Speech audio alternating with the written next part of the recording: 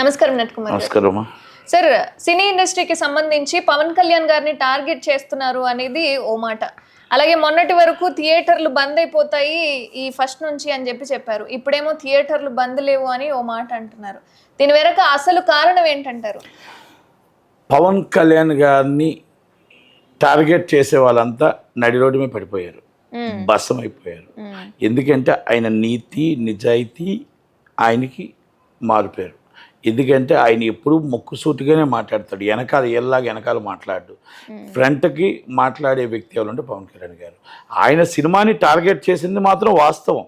ఈ కొంతమంది దుష్ట శక్తులు ఉన్నాయి కదా, ఆ శక్తులు చేసి ఆల్ ఆఫ్ ది సడన్ 12 తారీఖు పాపం ఆయన డేట్ వేస్తే, 5వ తారీఖు కమలాసన్ గారు డేట్ వేస్తే 1వ తారీఖు బంద్ అన్నారు.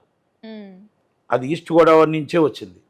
ఈస్ట్ గోదావరి నుంచి ఎవరు అనుశ్రీ సత్యనారాయణ గారు ఎవరండి, జనసేన ఇన్ఛార్జ్. అని 40 థియేటర్లు ఉన్నాయి. అరవింద్ గారు ఎవరండి, అరవింద్ గారు ఎవరు, గీతా ఆర్ట్స్. మన పవన్ కళ్యాణ్ గారు చుట్టం. సురేష్ బాబు గారు ఎవరండి, ఇండస్ట్రీలో పితామహుడు. మొత్తం టోటల్గా ఎక్కడైనా నడిపించే దాత విధాత. వీళ్ళ ముగ్గురికి బ్యాక్గ్రౌండ్ ఎవరండి, దోరపూడి చంద్రశేఖర్ రెడ్డి. ఎందుకంటే సురేష్ బాబుకి background front round Dorapudi Chandrasekhar Reddy.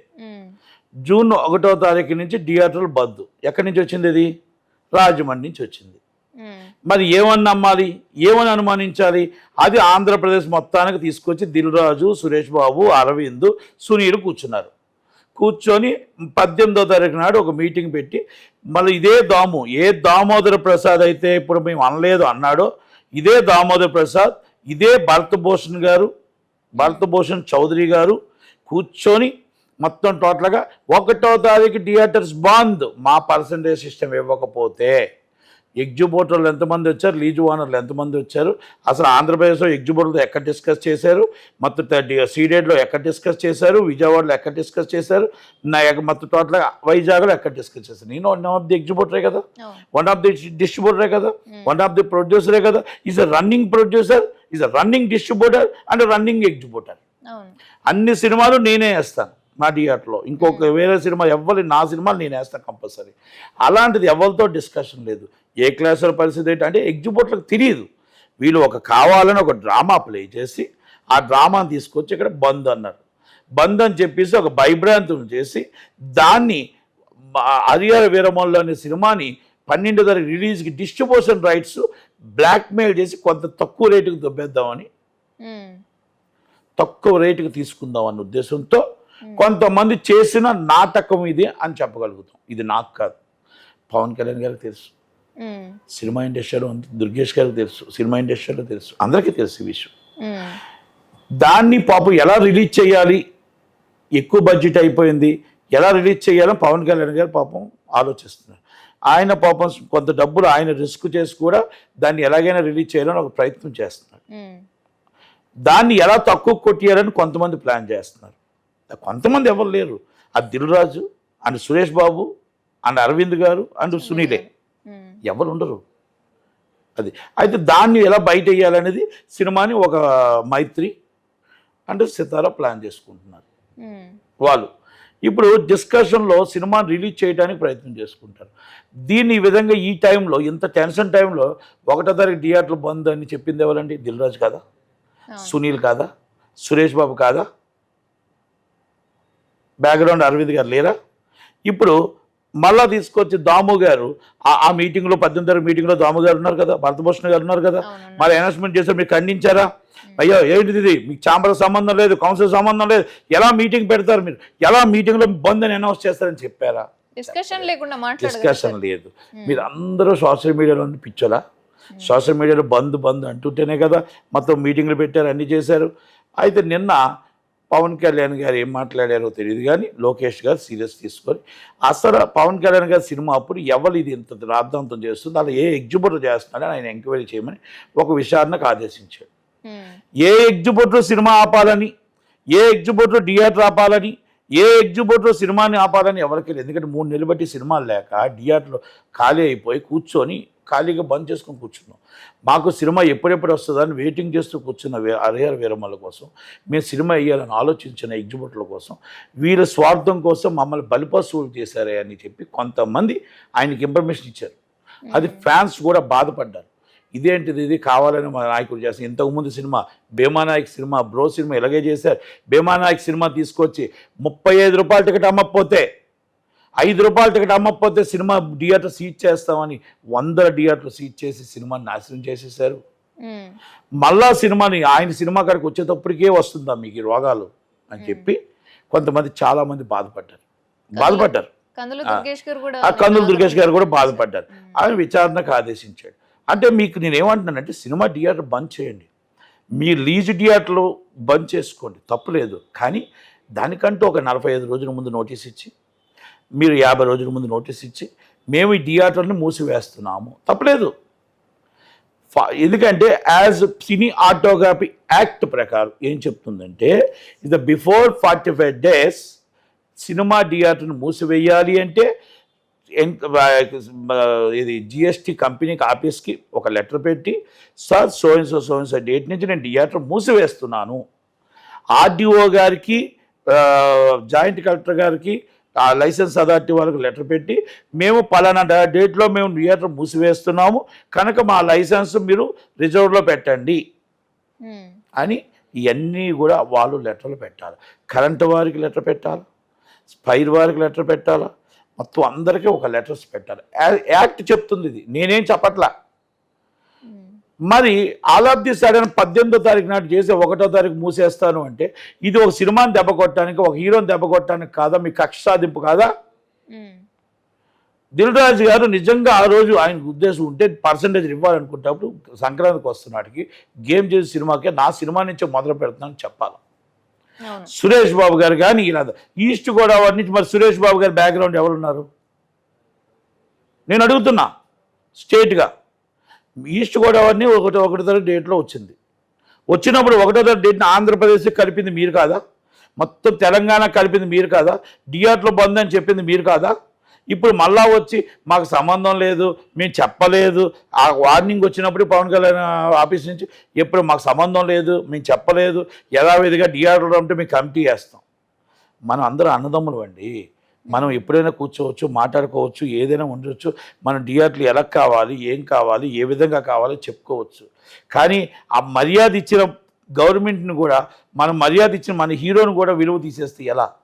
ఒక డిప్యూటీ సీఎం అని హీరో మీరు అందరూ కలిపి వచ్చారు, ఇండస్ట్రీని కాపాడుకుందాం అనుకున్నారు.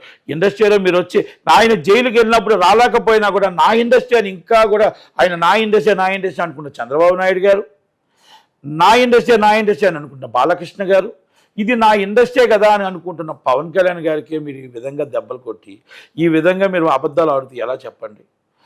అందుకని ఆయన కోపం వచ్చి దయచేసి ఏమన్నాడంటే రిటర్న్ గిఫ్ట్ ఇచ్చారు, థ్యాంక్స్, కృతజ్ఞతలు. ఇక మీదట కూడా మేము కూడా రిటర్న్ గిఫ్ట్ ద్వారానే వ్యక్తులు కాకుండా మేము సంఘాలను మాత్రమే మేము ఆహ్వానిస్తాం, సినీ పరిశ్రమకు తోడ్పడతాం, మీకు టికెట్లు కావాలన్నా ఏమి కావాలన్నా సంఘాల ద్వారా రండి అని చెప్పి మా రిటర్న్ గిఫ్ట్ కూడా చాలా చక్కగా ఉంటుంది, మీరు నాకు ఇచ్చిన రిటర్న్ గిఫ్ట్కి కృతజ్ఞుడై ఉంటాను అన్నాడు. అంటే మీకు ఈసారి సినిమా చూపిస్తాం మామా అని ఇండైరెక్ట్గా చెప్పనికే చెప్పాడు. దాంట్లో ఎవరు దాన్ని కక్ష సాధించారు ఏంటి అనేది పవన్ కళ్యాణ్ గారికి తెలుసు, నాకు తెలుసు, దుర్గేష్ గారికి తెలుసు. వీళ్ళు ఆడుతున్న డ్రామాలు ఏంటో. ఎగ్జిబిటర్ పాపం నిజమైన ఎగ్జిబిటర్ ఎవ్వరు కూడా సినిమా ఆపాలనుకోలేదు, డిస్ట్రిబ్యూటర్ కూడా అనుకోలేదు, ప్రొడ్యూసర్ కూడా అనుకోలేదు, ఎవ్వరు అనుకోలేదు. వీళ్ళు ఆడుతున్న ఒక 4-5 ఆడుతున్న డ్రామా ఇది తప్ప ఏముండదు. చెప్పాం కదా, హరిహర వీరమల్లో తక్కువకు రావాలి, ఇది చెప్పేసి తక్కువకు లాగేసి థియేటర్లన్నీ మా దగ్గర ఉన్నాయి, మేము ఓపెన్ చేయాలంటే మొత్తం టోటల్గా మాకు ఎంతో కొంతకి ఇచ్చేస్తే. ఆయన నిర్మాత తీసిన సినిమా ఎంత, ఆయన డబ్బు ఎక్కడ, ఆయన బడ్జెట్ ఏంటి, అవన్నీ ఆలోచించాలా? ఆయనకి ఇప్పటికే డెఫిసిట్లో ఉన్నాడు. దాన్ని అంటే బ్లాక్మెయిల్ చేసి డబ్బులు తగ్గించి లాగించుకుందామని ఆలోచనే. పాపం పవన్ కళ్యాణ్ గారు ఏ విధంగా సినిమాని రిలీజ్ చేయాలని ఆలోచిస్తుంటే మీరు వచ్చి మొత్తం టోటల్గా రాబందుల్లాగా లాగేద్దామంటే ఎలా? కనుక నేను మీ అందరికీ ఒకటే చెప్తున్నా, దిల్ రాజు గారికి చెప్తున్నా, మీరు రాజకీయం చేయండి, సురేష్ బాబు గారు మీరు రాజకీయం చేయండి, అరవింద్ గారు, సురేష్ బాబు, సునీల్ గారు, కానీ ఈ విధమైన రాజకీయాలు చేయొద్దు, ఈ కుల్లి రాజకీయాలు చేయొద్దు. మీకు దమ్ము లేదనుకోండి థియేటర్లు వదిలేయండి, మీరు లీజ్ థియేటర్లు. మిమ్మల్ని ఎవరు చేయమని అడిగారు? మిమ్మల్ని చేయమని అడిగారా? సురేష్ బాబు గారు మిమ్మల్ని చేయమని అడిగారా? మిమ్మల్ని చేయమని దిల్రాజు గారు అడిగారా? ఎవరిని అడిగారు? మిమ్మల్ని అరవింద్ గారు మిమ్మల్ని థియేటర్లు లీజ్ థియేటర్ చేయమని అడిగారా? మిమ్మల్ని మీకు రన్ చేయడానికి మీరు బంద్ చేసే హక్కు మీకే కొంత వదిలే థియేటర్ ఓనరు మూసేయాలా, ఏం చెయ్యాలి ఆయన ఆలోచించుకుంటాడు, మీకెందుకు బాధ? అంతే తప్ప ఈ విధంగా కరెక్ట్ కాదు. మీరు సినిమాని ఈ విధంగా ఆడించడం, సినిమాని ఈ విధంగా చేయడం అనేది తప్పు. రెండోది, ఎందుకంటే సంస్థ డిస్ట్రిబ్యూషన్ అనేది అవతల నిర్మాత బాగుండాలి, డిస్ట్రిబ్యూటర్ బాగుండాలి, ఎగ్జిబ్యూటర్ బాగుండాలి. అంతే తప్ప పవన్ కళ్యాణ్ గారు 10 మందికి ఆదుకునే మనిషి, 10 మందిని కాపాడే మనిషి, 10 మందిని నిలబెట్టే మనిషి. ఆయన సినిమా రాక 4-5 సంవత్సరాల తర్వాత వస్తుందంటే 4 సంవత్సరాల తర్వాత వస్తున్న సినిమాని మీరు ఎలా ఉండాలి? మీరు చెప్పాలి, ఈ పెద్ద మనుషులు కూర్చున్న పెద్ద మనుషులు చెప్పాలి, ఎలకోలం చేస్తున్నారో బంద్ ఏంటి, ఈ మీటింగ్లో బంద్ అనేది మాట తప్పు అన్న మాట చెప్పడానికి నోట్లో ఏం పెట్టుకున్నారని అడుగుతున్నాం. దిల్రాజుకి ఏం పెట్టుకున్నారు? సురేష్ బాబు గారు, ఏం సునీల్ గారు? ఇది సో మెనీ సినిమాలు, big star and Pawan Kalyan గారి సినిమా ఉంది, big star and Kamal Haasan గారి సినిమా ఉంది, మన ఊపిరి సినిమా ధనుష్ గారి ఉంది, కుబేరుడు సినిమా ఉంది అని చెప్పడం తెలీదా? భైరవ సినిమా ఉంది రేపు 30వ తారీఖు, కలేజా సినిమా ఉంది, మొత్తం థియేటర్లన్నీ ఫుల్స్ అయిపోయి ఉంది. ఇదే మీరు చేస్తున్న పని. ఒక ఎగ్జిబ్యూటర్ని బాధ పెట్టారు, ఒక హీరోని బాధ పెట్టారు. హీరో ఆ విధంగా స్టేట్మెంట్ ఇచ్చేటట్టు సిగ్గుతో తలదించుకోవాలి వీళ్ళంతా. సార్, పరిస్థితి ఏంటంటారు? అంటే ఇప్పటి వరకు కూడా సినీ ఇండస్ట్రీకి సంబంధించి చంద్రబాబు నాయుడు గారిని ఇప్పటి వరకు కలవకపోవడానికి గల కారణం ఏంటి? వీళ్ళకి ముఖం చెల్లలేదు. ఎందుకంటే చంద్రబాబు నాయుడు గారిని అరెస్ట్ చేసేటప్పుడు ఆయన దగ్గరికి మొత్తం టోటల్గా ఆయన దగ్గర ఉదయం లెగిస్తే పని చేయించుకొని, ఉదయం లెగిస్తే పాపం బారసాలు కానీ అది కాదు పెళ్ళిళ్ళు కానీ ప్రతి ప్రోగ్రామ్కి పాపం ఆయన వచ్చి చిన్న పిల్లర్లాగా ఆయన వచ్చి ఈ సినిమా ఇండస్ట్రీలో కూర్చుంటూ, ఆయన అరెస్ట్ అయినప్పుడు వాళ్ళ భార్య రాజమండ్రిలో ఉన్నప్పుడు ఎవ్వరూ రాలేదు కదా, వాళ్ళ కొడుకు ఒక్కడై ఒంటరివాడై మొత్తం ఢిల్లీలో, హైదరాబాద్లో, విజయవాడలో పాపం తిరుగుతూ ఉంటే ఒకరు తోడు లేడు, నేడు లేకపోతే ఆ రోజు వీళ్ళంతా ముఖం చాటేసిన ఈ పెద్ద మనుషులు, ఈ సినిమా ఇండస్ట్రీ పెద్ద మనుషులు ఆయన దగ్గరికి వెళ్ళి ముఖం చూపించుకోవడానికి ముఖం చల్లగా వెళ్ళలేకపోయారని చెప్తున్నా నేను. ఆ రోజు మగాడ్లా నించున్నది ఈజ్ పవన్ కళ్యాణ్ గారు, మగాడ్లా పెద్దన్నగా నించుంది పవన్ కళ్యాణ్ గారు. అందుకే ముఖం చల్లకి వెళ్ళలేకపోతున్నారు, ముఖం చెల్లలేక సిగ్గుతో తలదించుకుంటూ వెళ్ళలేకపోతున్నారు. అది మాత్రం నేను చెప్తాను. వాళ్ళు ఒక్కరు చెప్పమానండి, మేము చంద్రబాబు నాయుడు గారు ఇండస్ట్రీకి చేసిన సేవ ఎవరైనా చేశారా? ఈ చంద్రబాబు నాయుడు గారి చరిత్ర ప్రతి దాంట్లో ఉంటుంది. మరి మీరు చేసింది ఏంటి? ఆయన అరెస్ట్ అయినప్పుడు జగన్మోహన్ రెడ్డికి భయపడి సందుల్లో దాక్కున్నారు మీరు, మామూలుగా కాదు, తలుపుల్లో సందుల్లో దాక్కున్నారు మీరంతా. ఆయనకు ఒక్క సపోర్ట్ చేశారా? ఒకే ఒక మగాడు ఎవరైనా అది పవన్ కళ్యాణ్. లోకేష్ గారు ఒక్కరు ఉంటే ఆడబిడ్డ మనం నందమూరి తారక రామారావు గారి బిడ్డ నడి రోడ్డు మీద రాజమండ్రిలో ఉండిపోతే ప్రతి ఒక్కరు ప్రపంచం అంతా కూడా అయ్యో పాపం అన్నారు. సినిమా ఇండస్ట్రీ నుంచి ఒక్కరు వెళ్ళి మీరు పరామర్శారని అడుగుతున్న ఒక్క అశ్విని దత్ గారు, ఒక రాఘవేంద్రరావు గారు, ఒక 4-5 తప్ప ఎవరైనా వెళ్ళారా అని అడుగుతున్నాం ఇండస్ట్రీ నుంచి. అంటే అందుకనే ఆ సిగ్గుతో తలదించుకొని ఏం వెళ్ళాలి, ఏం ముఖం చూపించాలి, ఏ ముఖంతో చూపించాలి. ఎఫ్డీసీ చైర్మన్ ఇంకా వేయలేదు అంటే, ఎఫ్డీసీ చైర్మన్ ఎవరికి ఇవ్వాలో తెలియట్లేదు అంటే వీడు చేసిన ఘనత ఏంటి, అసలు ఆ పరిశ్రమకు చేసిన ఘనత ఏంటి అని ఆలోచించుకొని ఎఫ్డీసీ చైర్మన్ పక్కన పెట్టాడు. ఇస్ ద పవన్ కళ్యాణ్ గారు, ఇస్ ద చంద్రబాబు నాయుడు గారు, లోకేష్ గారు, ముగ్గురు ఎఫ్డీసీ చైర్మన్ పక్కన పెట్టాడు.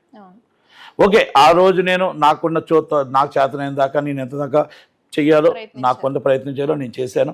ఓకే, దానికి నేను ఎప్పుడు వాళ్ళు నాకు కృతజ్ఞత నాలున్నారు, నేనున్నాను.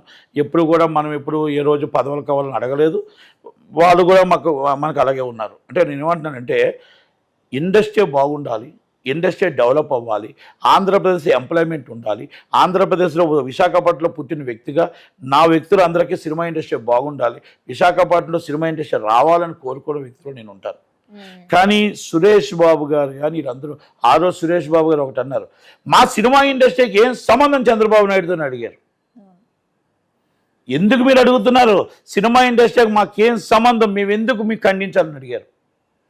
ఆ రోజు నేనే తీసుకొని ఎస్ నువ్వు అర్థ మాట అంటావా అబ్బాయి, నేను చూపిస్తాను మీ పని అని చెప్పేసి ఆ రోజు మొత్తం సినిమా ఇండస్ట్రీ అంతా ఒక్కరిని చేసి సినిమా ఇండస్ట్రీ అంతా కలిపి మురళీమోహన్ గారు, నేను, అశ్విని దత్ గారు, రాఘవేంద్రరావు గారు, ప్రసన్న కుమార్ గారు, తుమ్మల రామ్ సత్యనారాయణ గారు, ప్రొడ్యూసర్ కౌన్సిల్ ఈసీ మీటింగ్ తీసుకొని పర్మిషన్ తీసుకొని మొత్తం అందరినీ యావత్ ఇండస్ట్రీ తీసుకొచ్చి ఆయన్ని అరెస్ట్ని ఖండించి ధైర్యం చూపించాం. అప్పుడు కేటీఆర్ గారు అన్నారు, వాళ్ళకేం పని ఇక్కడ, సినిమా వాళ్ళు అక్కడ ఆ రాజకీయం అక్కడ చూసుకోవాలి కానీ ఇక్కడ ఏం పని, ఆయన చంద్రబాబు నాయుడు ఇక్కడ చీఫ్ మినిస్టర్ కాదు, అక్కడ మాజీ చీఫ్ మినిస్టర్ కదా అని అడిగారు. అందుకే చూపించారు మాజీ చీఫ్ మినిస్టర్ కేసీఆర్ గారికి, మాజీ మినిస్టర్ కేటీఆర్ గారికి ప్రజలు చూపించారు ఏం పని అని చూపించారు. ఆయన ఓటేసేటప్పుడు ఏం పనో చూపించారు. కనుక అందుకని ఎవరు తొందరపాటుగా మాట్లాడకూడదు. మనం తొందరపాటుగా ఎప్పుడు మాట్లాడు. ఎందుకు వెళ్ళలేదు అంటే దానికి ఆన్సర్ చెప్తున్నా. ఎందుకు సినిమా ఆపాలు అనుకున్నారంటే ఈ విధంగా డ్రామా చేశారనేది మేము చెప్తున్నా. కనుక సినిమా ఇండస్ట్రీలో పవన్ కళ్యాణ్ గారికి కానీ చంద్రబాబు నాయుడు గారికి కోపం వచ్చింది ఎందుకు అంటే ఎందుకు చెప్తున్నా. ఆయన సినిమాలు ప్రతి సినిమా కూడా ఇబ్బంది పెట్టారు. భీమానాయక్ సినిమాకి అయితే ఎంత దారుణం అంటే 35 రూపాయలు టికెట్ పెట్టమని మొత్తం టోటల్గా పాలన వదిలేశారు. థియేటర్ల దగ్గర కాపలా కాస్తారు కదా, ticket ticket ticket ticket ticket ticket అని ఎంఆర్ఓలు, ఆర్డీఓలు, విఆర్ఓలు మొత్తం టోటల్గా థియేటర్ల దగ్గర కూర్చోబెట్టారు. మొత్తం ఉదయం 6 గంటల నుంచి కూర్చోబెట్టారు. 35 రూపీస్ 35 రూపీస్ వాళ్ళు డ్యూటీ అదే 35 రూపీస్ టికెట్. ఎక్కువ అమ్మితే సీజింగ్ థియేటర్ 125 థియేటర్లు సీజ్ చేశారు. నరకం చూపించారు. ఆ రోజు తెల్లవారు 4 గంటలకు ఎయిర్పోర్ట్కి వెళ్ళి 6 గంటలకి 5 గంటల ఫ్లైట్ ఉంటే 7 గంటలకు దిగి గబగబా థియేటర్లో పరిగెట్టి కూర్చున్నా. రా ఎవడో చెప్తాడు 100 రూపాయలు అమ్ముతా టికెట్, 100 అమ్ముతా, చేయి సీట్ చేయి, చూసుకుందాం కోర్టులో చూసుకుంటాం, న్యాయం ఇంకా బతికే ఉంది అని చెప్పి ధైర్యం చేసి పెట్టారు కేసులు. సో మెనీ కేసెస్ పెట్టారు నా మీద. బాలకృష్ణ సినిమా వేస్తే పెట్టారు, అఖండకు పెట్టారు, పెట్టారు. రెడీ అనుకున్నాం మేమేమి, దేనికి భయపడలే. ఆ రోజు జగన్మోహన్ రెడ్డి దానికి భయపడలే, మేము ఇప్పుడు కూడా భయపడం. న్యాయం ఉన్నప్పుడు భయపడం. న్యాయం కంపల్సరీ గెలుస్తుంది, ఆ నమ్మకం మాకుంది. అంతే తప్ప భయపడుతూ బతకొద్దు. నిజాయితీగా 1 అవర్ బతుకు. భయపడుతూ జీవితంతో బతికినా నీ జీవితం వేస్టే. నిజాయితీగా ఒక 1 అవర్ బతుకు చాలు. నిజాయితీగా నిలబడి బతుకు. అది నా నేజ్. కనుక వీళ్ళు దొంగచాటుని దెబ్బ కొట్టగలరు కానీ పవన్ కళ్యాణ్ గారిని ఎదురుగుంటా కూర్చొని మాట్లాడే ధైర్యం వీళ్ళెవరికి లేదు. కనుక అందుకే పవన్ కళ్యాణ్ గారు ఆయన నిర్ణయం చెప్పారు. కానీ ఎగ్జిబిటర్లు కానీ ఈ విషయంలో ఎగ్జిబిటర్లు ఎక్కడ పాపం బందని చెప్పలేదు, ఇన్వాల్వ్ లేదు. వాళ్ళకి ఏమీ తెలియదు, ఏ పాపం పుణ్యం తెలియదు ఎగ్జిబిటర్లకి. ఎందుకంటే ఒక చిన్న 2-3 ఎగ్జిబిటర్లు డ్రామా ఆడారు. అది విజయవాడ, ఒంగోలు 2-3 ఎగ్జిబిటర్లు డ్రామా ఆడారు. ఆ డ్రామాని నేను 100% అది లోకేష్ గారికి ఆ లెటర్లు పంపిస్తాను. ఆడిన వాళ్ళు కంపల్సరీ ఆ థియేటర్లో వాళ్ళకి లైసెన్సులు లేవు, వాళ్ళకి బాత్రూములు బాగోవు, వాళ్ళ మొత్తం బ్లాక్ మార్కెటింగ్ అనేది వాళ్ళదే. వాళ్ళ థియేటర్లు ఏంటి అనేది నేను విజయవాడన ఒంగోలు థియేటర్లు నేను కంపల్సరీ నేను సినిమాటోగ్రఫీ మినిస్ట్రీకి పంపిస్తాను. అవి కంపల్సరీ త్వరలోనే సీజ్ చేయిస్తాను కూడా. పవన్ కళ్యాణ్ గారి రిటర్న్ గిఫ్ట్ ఎలా ఉండబోతుంది అంటారు ఒకవేళ ఉంటే? నేను చెప్పే కదా, ఆ రిటర్న్ గిఫ్ట్ ఆయనతో పెట్టుకున్న వాళ్ళు నడి రోడ్డు మీద పడిపోయి ఉన్నారు. ఆయన్ని తొక్కేద్దాం అనుకున్న వాళ్ళు 2 దగ్గర ఓడిపోయి అనుకున్నారు. ఆయన గెలిచి డిప్యూటీ సీఎం అయ్యాడు. వీళ్ళంతా కింద ఇలాగే ఉన్నారు. కనుక ఆయనతోని ఆయన మంచితనానికి మారిపోయారు. మీరు కుళ్ళుతో చేస్తారు, ఏదైనా స్టేట్గా మాట్లాడతారు ఆయన. అందుకనే ఆయన కొనిదెల పవన్ కళ్యాణ్ అన్నారు. హనుమాను భక్తుడు. మీరు దొంగచాటుని దెబ్బతీయాలని చూస్తారు, ఆయన స్టేట్ ఫార్వర్డ్గా మాట్లాడాలని చూస్తారు. మీకోసం ఆలోచించే టైం ఆయనకి లేదు. ఎందుకంటే అటవీ శాఖ మంత్రిగా మన రైతులు కలిసి ఇబ్బంది పడకుండా ఏనుగులు తీసుకొని వచ్చారు. అవన్నీ కూడా అక్కడ ఇబ్బంది పడకుండా అటవీ శాఖ మంత్రిగా ఆయన ప్రయత్నం చేస్తున్నాడు. ఒక గంధపు చెక్క స్మగ్లర్ని ఎలా పట్టుకొని పీడీ యాక్ట్ పెట్టాలో చూస్తున్నాడు. సైన్స్ అండ్ టెక్నాలజీ, ఆంధ్రప్రదేశ్ నుంచి మన సైన్స్ అండ్ టెక్నాలజీ సైన్సిస్ట్ని ఎలా పెంచాలి, టెక్నాలజీ ఎలా పెంచాలి, మన భారతదేశానికి ఏం ఉపయోగపడాలని ప్రయత్నం చేస్తున్నాడు. మన పంచాయతీలో ఉన్న అవినీతిని ఎలా నిర్మూలించాలి, పాతికిపోయిన ఈ అవినీతిని, ఈ 13,000 పంచాయతీల్లో కొన్ని 100 కోట్లు తినేస్తున్న ఈ అవినీతి పరులు ఈ ఆఫీసర్ కొంతమంది ఉన్న వాళ్ళు ఎలా తీయాలి, వాళ్ళని ఎలాగ అరెస్ట్ చేయించాలి, ఎలా పట్టుకోవాలని ఆ ప్రయత్నంలో ఆయన ఉన్నాడు. ఆయనకి ఇప్పుడు 1 year అయింది, ఇంకా అర్థం కావట్లేదు. ఇదైతే ఒకటికి టైం సరిపోతుంది. అందుకే టైం ఆయన సరిపోవట్లేదు. మీకోసం ఆలోచించే టైం ఆయనకి లేదు. కనుక ఆయన దాకా మీకు అవసరం లేదు. ఆయన అందుకే ప్రకటన ఇచ్చాడు, సరిపోతుంది. త్వరలోనే ఎవరు తప్పు చేశారనేది బయటపడుతుంది. Thank you thank you